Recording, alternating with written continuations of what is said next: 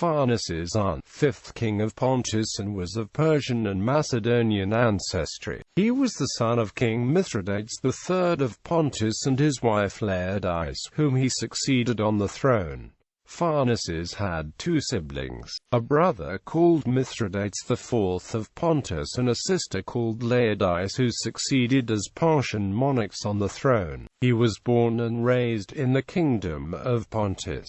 The date of his accession cannot be fixed with certainty, but it is certain, at least, that he was on the throne before 183 BC, in which year he succeeded in reducing the important city of Sinope, which had been long an object of ambition to the kings of Pontus. The Rhodians sent an embassy to Rome to complain of this aggression, but without effect. About the same time, Pharnaces became involved in disputes with his neighbor, king of Pergamon, Eumenes II, which led to repeated embassies from both monarchs to Rome, as well as to partial hostilities. But in the spring of 181 BC, without waiting for the return of his ambassadors, Pharnaces suddenly attacked both Eumenes II and King Ariarathes IV of Cappadocia and invaded Galatia with a large force. Eumenes II opposed him at the head of an army, but hostilities were soon suspended by the arrival of the Roman Republic deputies,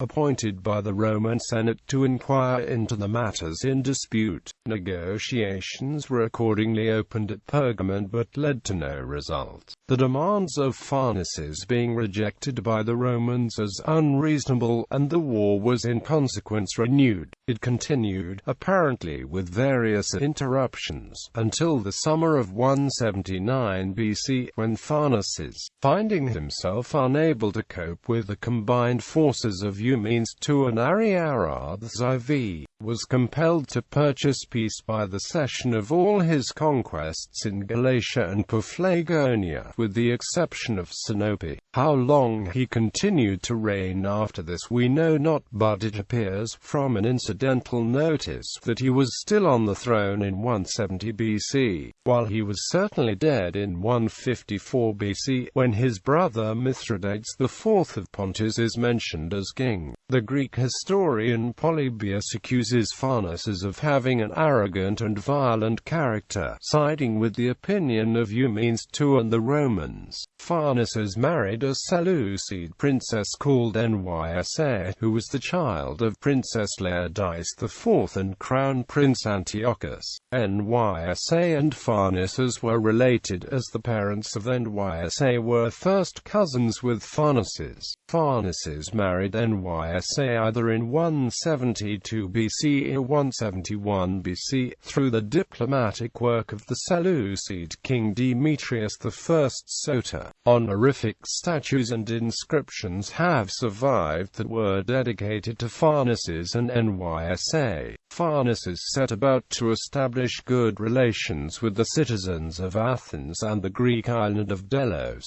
Pharnaces made a benefaction to the people of Athens. The exact nature of the benefaction is unknown. Pharnaces may have made some kind of voluntary donation to Athens, possibly soon after 183 BC. A lengthy honorific inscription from the Athenians on Delos honors Pharnaces and Nysa. Pharnaces and Nysa received a crown of gold from them, and bronze statues of themselves were set up on Delos.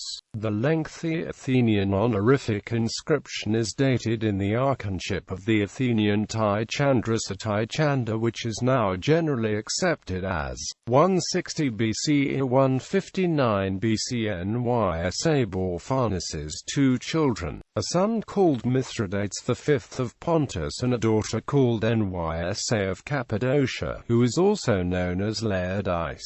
Nysa died at an unknown date in the 2nd century BC. She is believed to have died during childbirth.